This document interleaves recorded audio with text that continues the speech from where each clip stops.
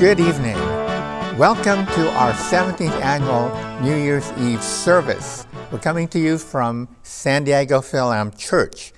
On this last day of the year, at about an hour before local sunset in California, Dominica, Philippines, Kenya, India, and Nepal, thanks to staggered broadcast timing, we're able to continue this tradition started 17 years ago in Chino Hills and moving on to Glendale, California, and the Philippines. It has been our tradition for 16 years to greet the new year in the attitude of prayer, and we're glad that you're joining us this time for worship.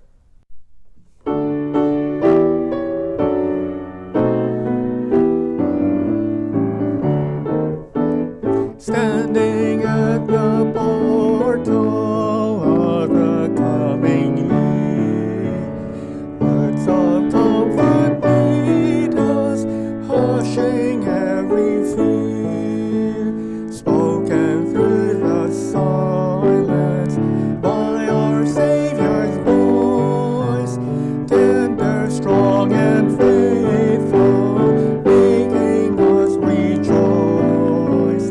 Onward and fear not, children of the day, for His word shall never pass away. Forward, Christian pilgrim, by your face to stand, face the future boldly, guided by God's hand. Old years now completed, living what is right, ready for the new year, all your prospects bright. Onward then and fear not, children of the day, for His word shall never pass away. For the year before us, oh, what rich supplies, for the poor and needy, living streams shall rise, for the sad and sinful shall His grace abound, for the faint and feeble perfect strength be found. Onward then and fear not, children of the day, for His word shall never pass away. Martinique and India, Kenya and Nepal, Philippines and Thailand, join us one and all. Cuba, Dominica, our connections sure. We will meet the new year, our spirit cleansed and pure. Onward then and fear not, children of the day, for His word shall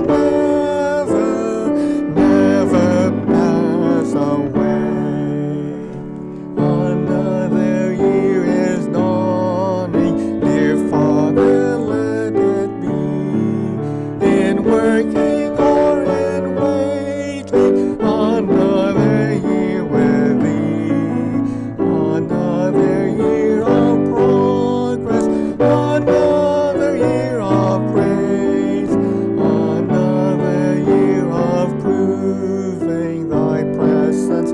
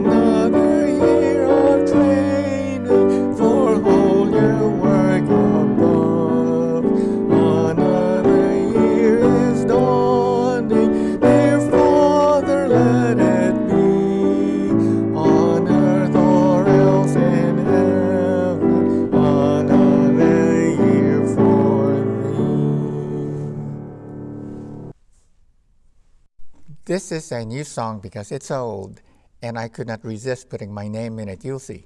You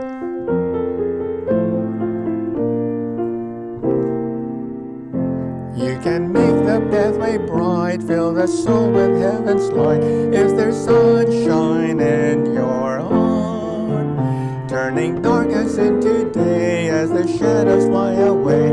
If there's sunshine in your heart today, if there's sunshine in your heart, you can send a shining ray that will turn the night to day, and your cares will all depart.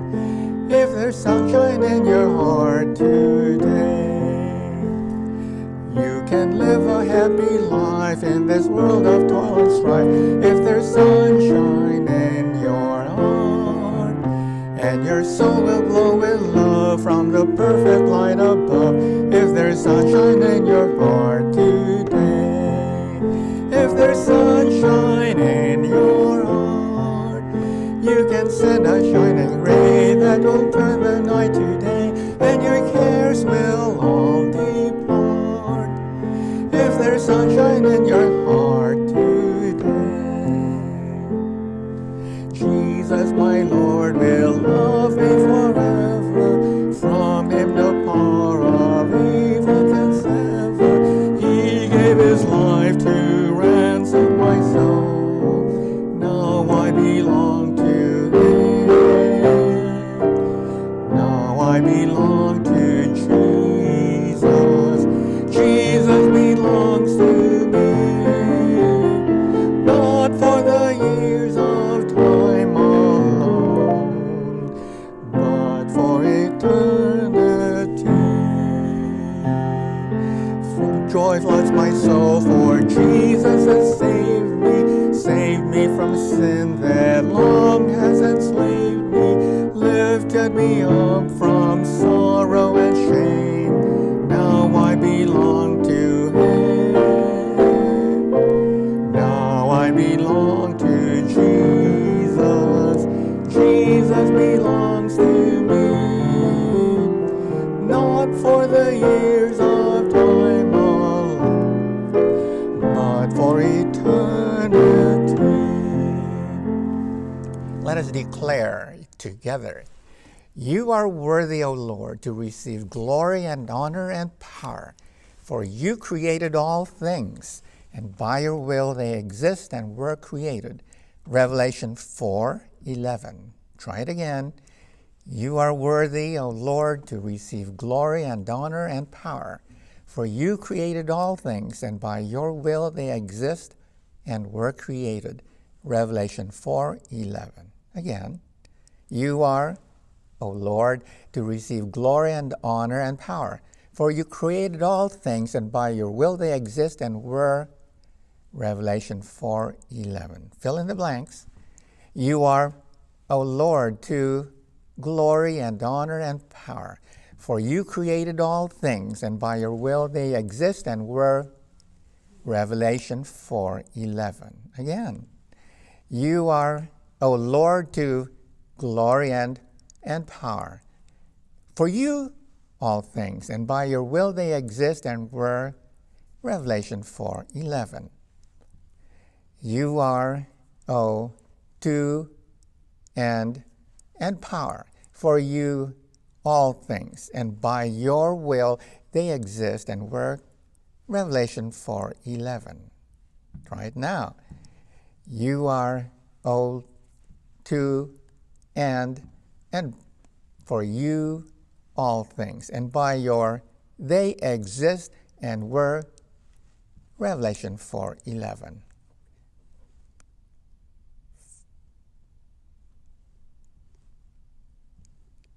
Good. How did you do?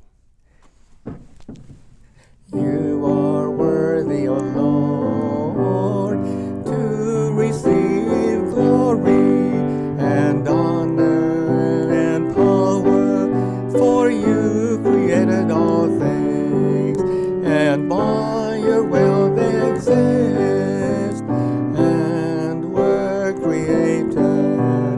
Revelation 4:11. You are worthy,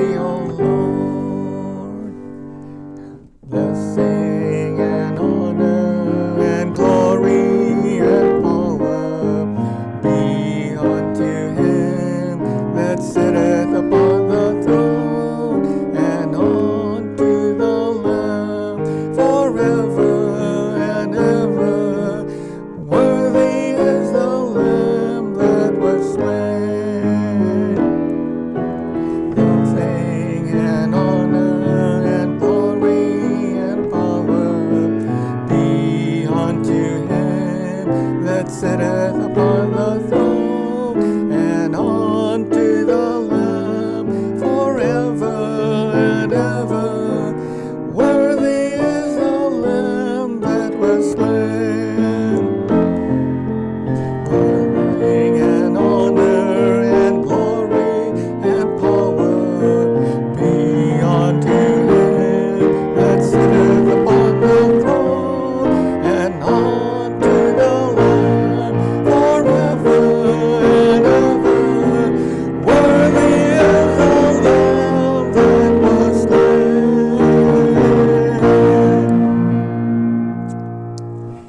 We give all the glory, for you alone are worthy of all glory and praise.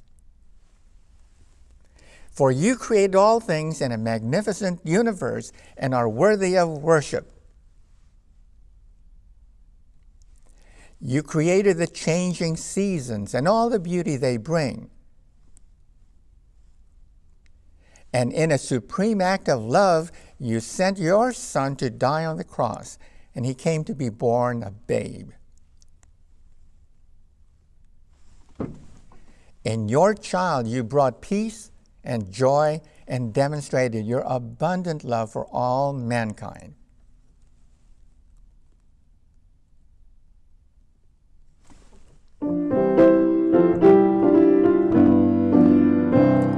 Joy to the world, the Lord is come. Let earth receive her King. Let every heart prepare him room. And heaven and nature sing, and heaven and nature sing, and heaven and nature sing. Joy to the earth, the Savior reigns. Let men their songs employ. All fields and floods, rocks, hills, and plains, repeat the sounding joy, repeat the sounding joy, repeat the sounding joy. The coming of Bethlehem's babe brings joy to our world. He will come again and rule the world with truth and grace.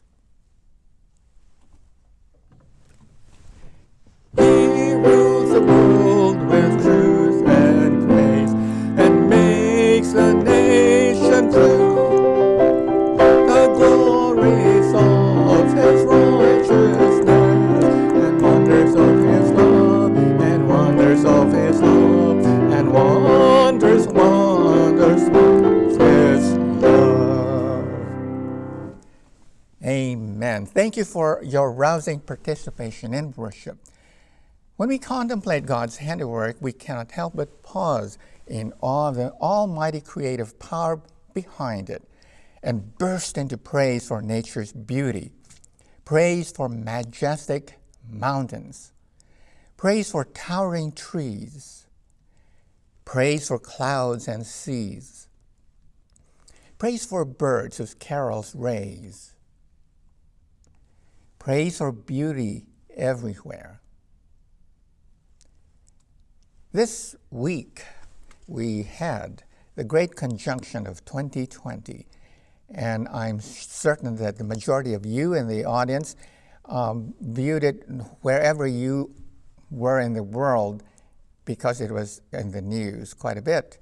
And on December 21, the conjunction came together, so you could hardly separate Jupiter and Saturn. And the wonderful thing about what's happening in the heavens is that it reminds those who are students of prophecy that they are hung there, the lights, for a specific reason. It's found in Genesis. We will read about in a while.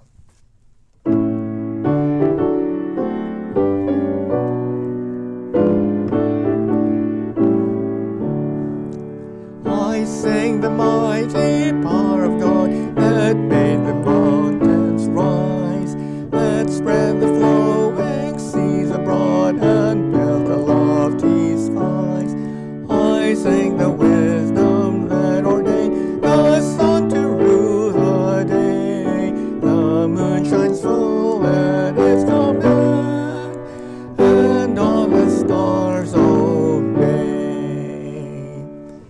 God's Word says is that there will be lights in the firmament of the heavens to divide the day from the night, and that they would be for signs and seasons. Those are the key words in yellow, signs and seasons, and for days and years. And students of prophecy have learned how to evaluate these prophesied signs in the heavens. We were driving to Albuquerque to participate in the balloon festival.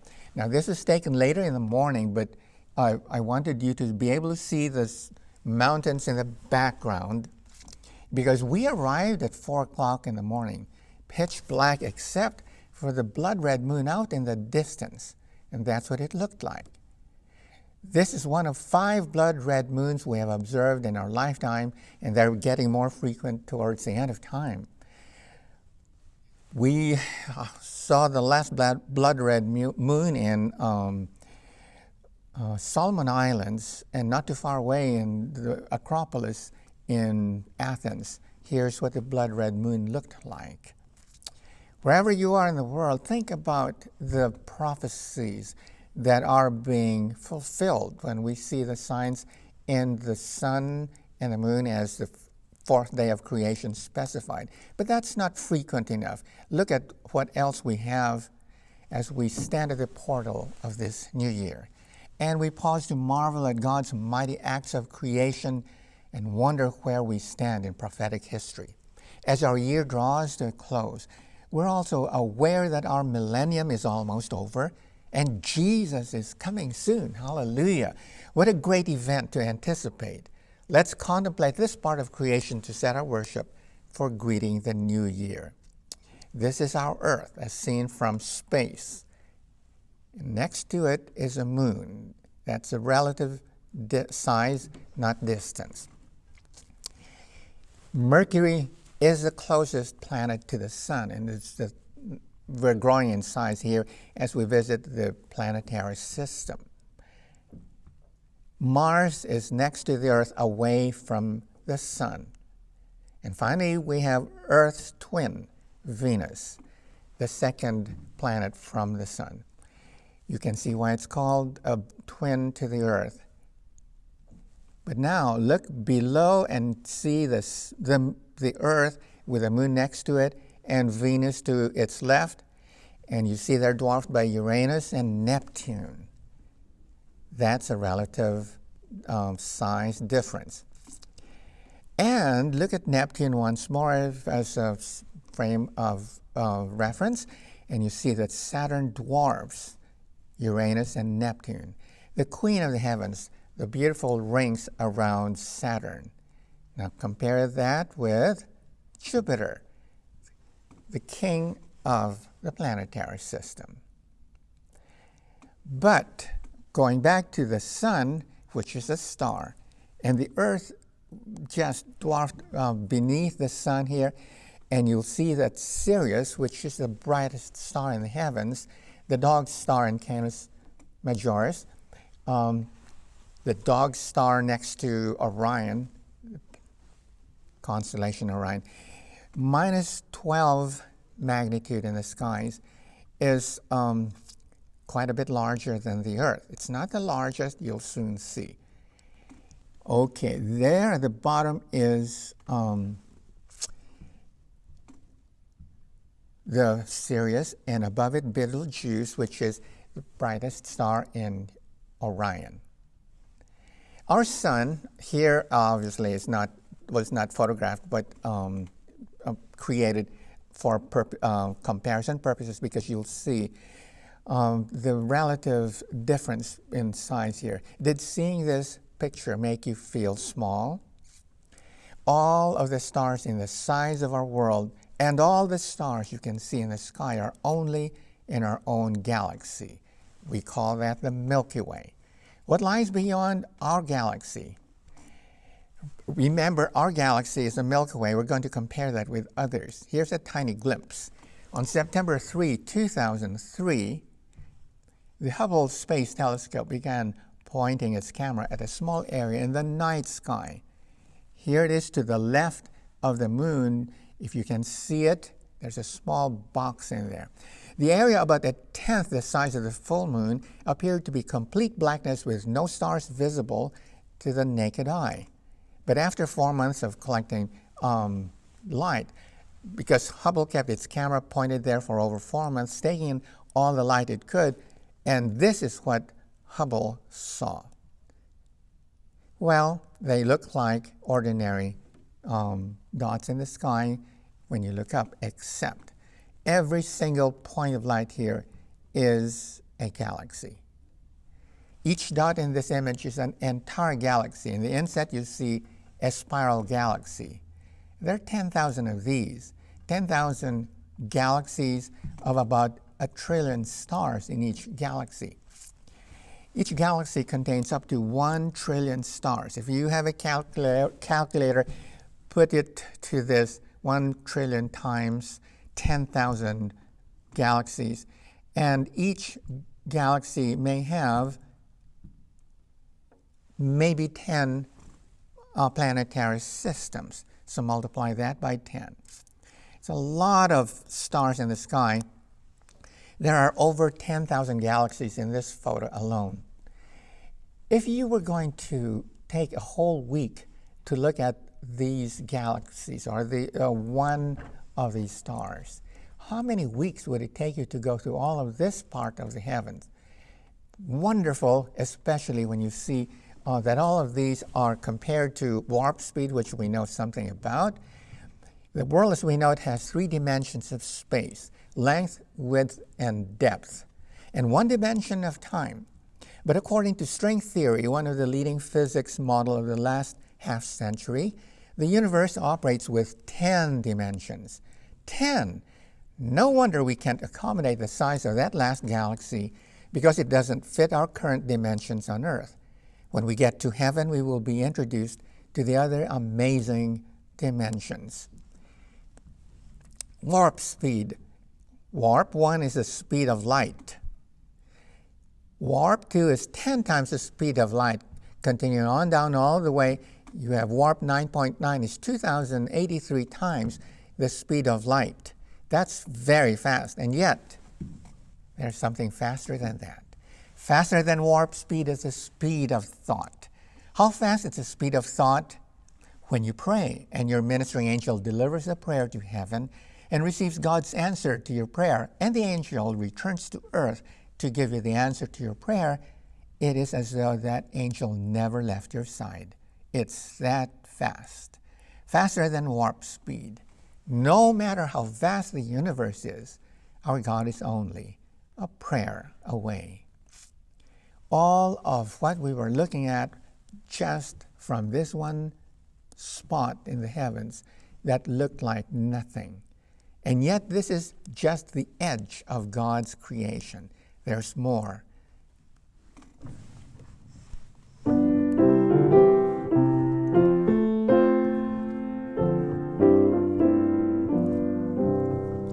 I sing the mighty power of God that made the mountains rise, that spread the flowing seas abroad and built the lofty skies. I sing the wisdom that ordained the sun to rule the day. The moon shines full at his command, and all the stars obey. I sing the goodness of the Lord that filled the earth with food. He formed the creatures with his word and then pronounced them good. Lord, how thy wonders are displayed wherever I turn my eye. If I survey the ground I tread, or gaze upon the sky. Hope you are singing along with me. We will have all eternity to explore the universe. We'll have a lot of time for that. But what can we do today? We can participate in the gospel proclamation. Let's illustrate that with a Jesus film. Regardless of your training and experience, you can share this story easily. You don't have to be able to preach or teach or sing, because if you have a smartphone, you can do wonders with it in sharing your faith. In 2013, Len and I flew out to Florida, where we were appointed ambassadors officially in a service because they said we were already promoting the Jesus Film Project in our ministry, and they just wanted to make it official. And they prepared for us hundreds of cards like these. And on the back side, when we get this out, people are able to download the Jesus Film. On the left side, you see they had 1,200 languages in 2013. Today, that's almost 1,800 languages. So it doesn't matter. If you download this app and you hear a foreign language, you can share the gospel by having them watch 1 minute of the Jesus Film and then say, would you like me to email you the rest of the hour's program? By then you will have gotten their email, and for us, we have made many friends with this approach. It's an easy way for you to share your faith. You can download any version to show others, any language. It's only one app, but you can dial in the particular language you're interested in. Let me tell you about this. This is the actress who played the part in Magdalena. And one day there were some men who wanted to create mayhem at the showing of Magdalena. And they had daggers in their belts. And they had trouble in their hearts. They were walking, and out of the shadows, the angel of the Lord appeared. And the angel looked like this woman you're looking at. And she said, where are you going? Oh, they told her their plans. And she said, oh, that's a great idea, but I have a better idea. Why don't we listen? Why don't we watch the film? Then we can find evidence of whatever they're doing wrong. And then we can accuse them. Maybe they're guilty of dissension or rebellion, so let's watch the film. And they thought that was a great idea. So they put their daggers back under their belts, and they went and watched the film. As the screen rolled, they, to their amazement, saw this woman. The angel of the Lord had appeared to them as this woman. And they looked at the film, they looked at the screen, and looked at each other and realized there was something amazing that was unfolding before their eyes. They watched, they listened, they heard about Jesus' love and compassion, and they were won over. And when they made the appeal, these men walked forward and received Jesus. Amazing story. So I have several of these. This is an SD card, small as your SIM card, and it contains these 5 films, all 5. And we have a backpack, which includes a projector, a tripod, cables, roll-up solar panel, battery, loudspeaker, all of them in one backpack. But when we go to a communist country, we are asked to put this micro SD card in our pockets or in our shoes, so that if they look over our backpack and confiscate it, they'll find no evidence. Hopefully they will return. So we started out with one communist country, and then we went to the Philippines. We've distributed this as a way to help local evangelism prosper. Let me give you a scripture nugget, the Migdal Eder. When we hear the Christmas story in Luke 2, we envision a small stable in the little town of Bethlehem. There's Joseph standing with a shepherd's staff. Mary is sitting beside the manger filled with fresh straw, and a newborn baby is lying quietly therein. The barnyard animals complete the heartwarming scene by standing in seemingly hushed reverence. The shepherds heard the angel's announcement and were ready to hasten to Bethlehem. But which stable? How would they know? It isn't certain, but some believe the answer to that is in the little town prophecy in Micah 4:8 about Migdal Eder. The coming Messiah would be born in Bethlehem. This was foretold. But you, Bethlehem Ephrathah, though you are little among the thousands of Judah, yet out of you shall come forth to me the one to be ruler of Israel, whose goings forth are from of old, from everlasting. Go back one chapter to Micah 4:8. And you, O tower of the flock, the stronghold of the daughter of Zion, to you shall it come, even the former dominion shall come, the kingdom of the daughter of Jerusalem. And there it tells you exactly where in Bethlehem the Messiah was going to be born. In Hebrew, the word tower is Migdal. The most famous tower in the Bible is in the Sea of Galilee, in the town of Magdala. Migdal equals Magdala. Someone would go up the tower of Magdala and observe the schools of fish to direct the fishing boats where to cast their nets. Mary Magdalene, which means Mary from Magdala, was from this town. Many years later, the tower was used as a lookout from which to watch over the sheep being tended for their lambs to be used in the daily sacrifice. The Hebrew word for flock is Eder. During this time, Migdal Eder was a 2-story military fortress to scout the horizon for any sign of enemy presence. In Genesis 35, we read that Jacob, after he had buried Rachel, who had died on their way to Bethlehem, pitched his tent around Migdal Eder. We were there when we visited Israel, and this is how Rachel's tomb looked like. In this field around the Migdal Eder, the rabbinical shepherds would raise a flock of unblemished sheep. They would climb to the top of the tower to watch over the temple flock in the field below, day and night, and to see that there would be no predators.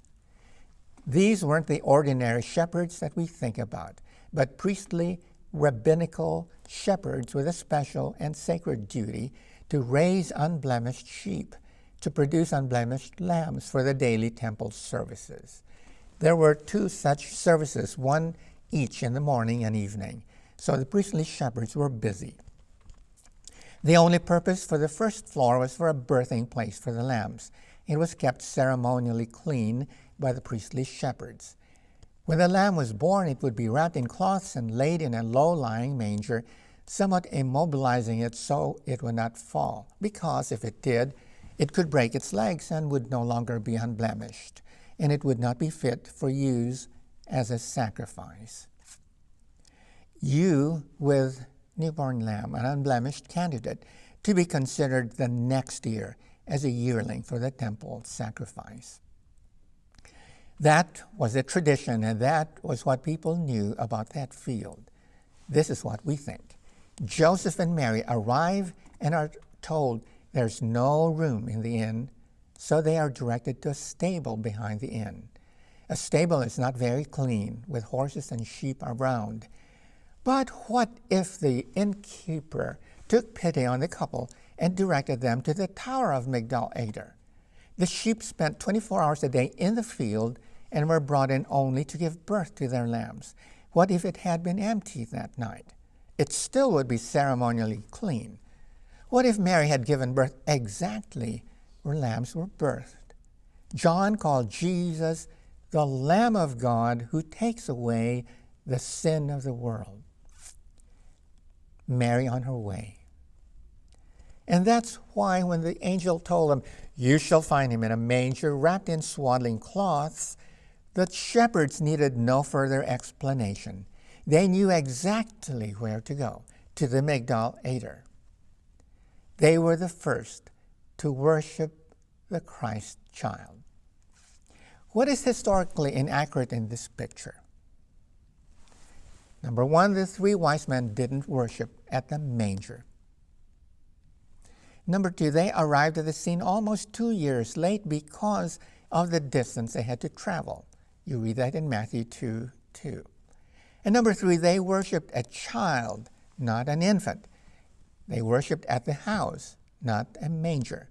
You read that in Matthew 2:11. And when they had come into the house, they saw the young child with Mary. So that's what's wrong with this picture. So the next time you sing "O Little Town of Bethlehem," think about the shepherds and Migdal Eder. I hope you were blessed by this scripture nugget. I want to tell you the story of the peace child. We're going to use a new term, redemptive analogy, to preach the gospel. I met Don Richardson And he told us this story about the book he had written many years earlier. I had acquired the book and the video, and it was a Peace Child, a bestseller, Reader's Digest. This is in Papua New Guinea. All the tribes in Papua New Guinea are separated from the others by either mountains or rivers. So they never interacted with each other. They were isolated for thousands of years. So today we have the most diverse community of languages and tribes and peoples in Papua New Guinea. That's where Don and Carol Richardson went after graduation. They wanted to be missionaries, and they became lifelong missionaries. This is the Sawi tribe. The fierce Sawi tribe treasured treachery as the highest virtue. They reveled in making friends with an unsuspecting person whom they would later kill. So they cheered Judas instead of Jesus. This made it challenging to present the gospel until they found the redemptive analogy. This is something in their culture that would give them insight into the gospel. That redemptive analogy was that in order to establish occasional ceasefire between tribes, a warrior from one tribe would offer his infant son to the other tribe. This child would take on the name of his adoptive parents and become a member of that tribe. One day, a warrior from the Sawi approached the other tribe with his infant son in his arms. It was his only son, by the way. The other warrior stood up in silent respect. "Nishanga!" the warrior shouted. Nishanga stepped forward. "I give you my son as a peace offering." Nishanga accepted the offering, and according to custom, there would be peace so long as the child was alive. 2,000 years ago, Jesus came as a peace child. We rejoice today for that birth. It is now time to break for prayer. We will pray individually, and when you hear this signal, it will be time to rise to the new year. You will have met the new year in the attitude of prayer. This is our tradition, and we're glad to share it with you if you're here for the first time. Pray a prayer of consecration to God, to surrender your life, your all for the new year, and to invite Him to be the Lord of your life forever. Let us kneel for silent prayer.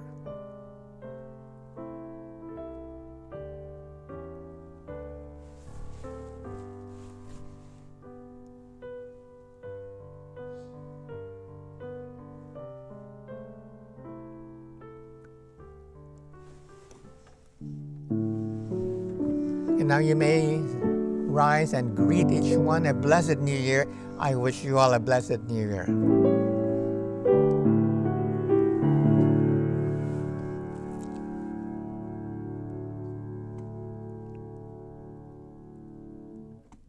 We told you the start of the Peace Child in New Guinea, so I'm going to persuade you to sing Silent Night in New Guinea Pidgin English.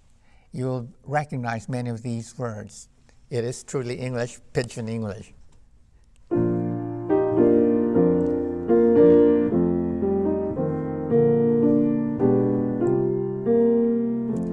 Good Pella night, holy night, look him now, big Pella night, run him new Pella Pikinini, Emmy King belong glory, look him Emmy sleep, look him Emmy sleep.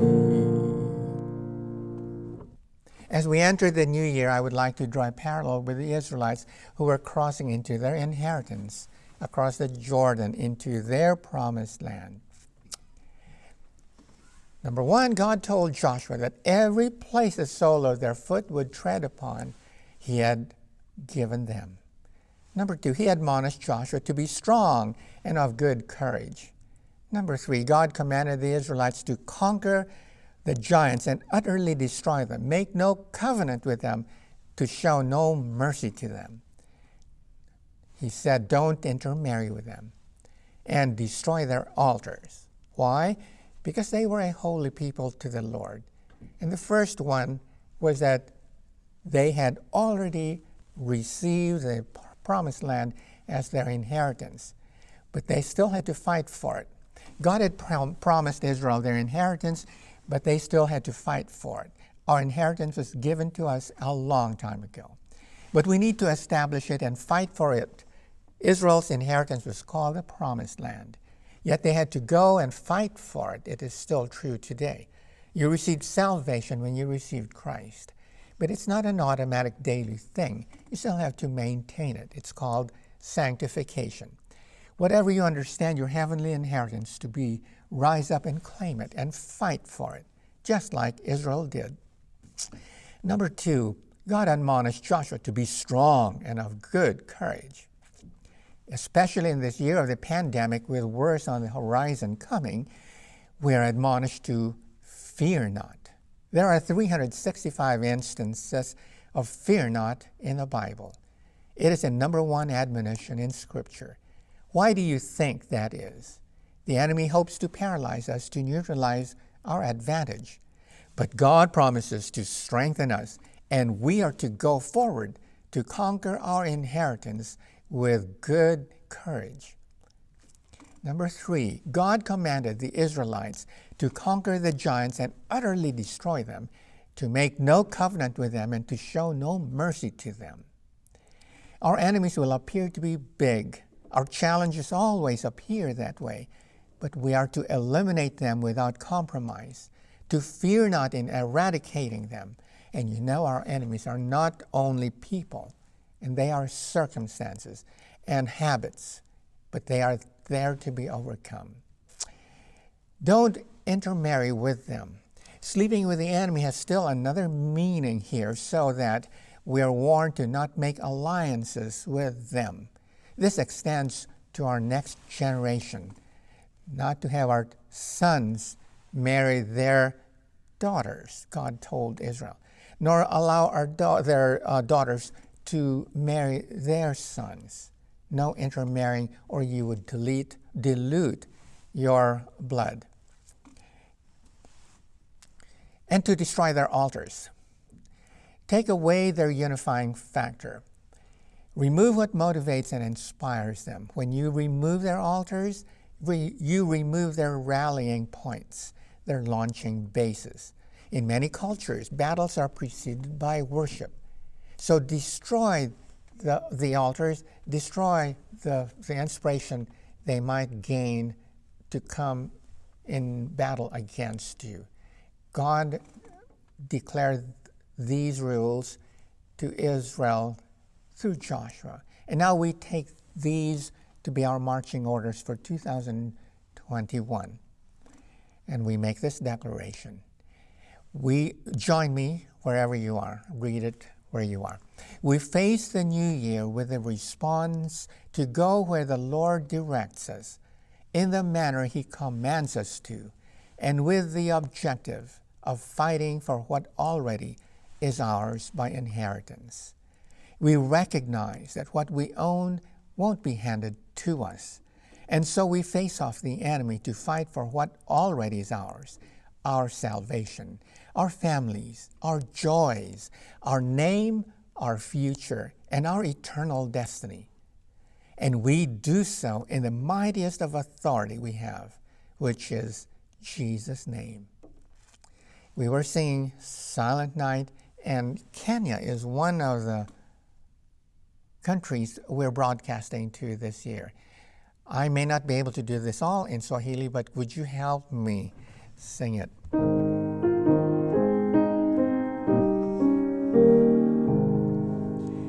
Zanena sikuku kengele zaju wamini furahini mukombozi kumbushani mausoleo Bethlehem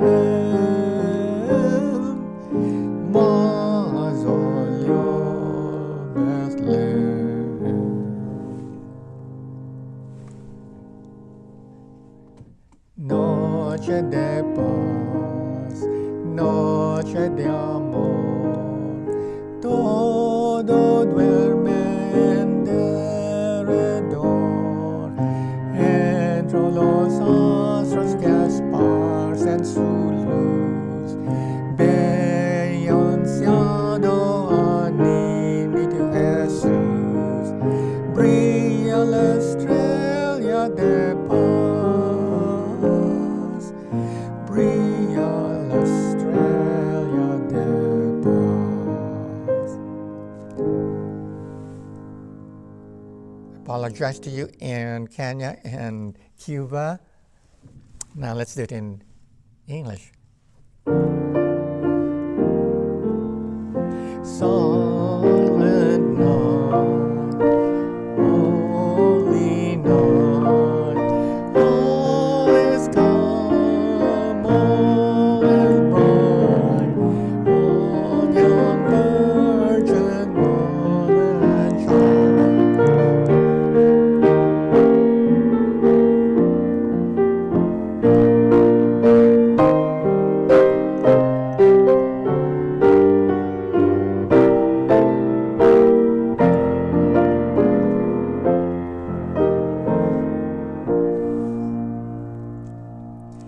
May your hearts be a manger in which the peace child may be born anew. And as you face the new year, may the Lord go ahead of you to prepare the way, behind you to protect you, beside you to encourage you, above you to watch over you, beneath you to bear you up, and within you to give you peace. We bless you in the name of the peace child, even Jesus Christ our Lord. Amen. We wish you all a blessed new year and look forward to having you join us for our 18th annual New Year's Eve service next year on the same channel and at approximately the same time. Coming from San Diego, this is Waypan for New Life Mission. Happy New Year. May the Lord bless you.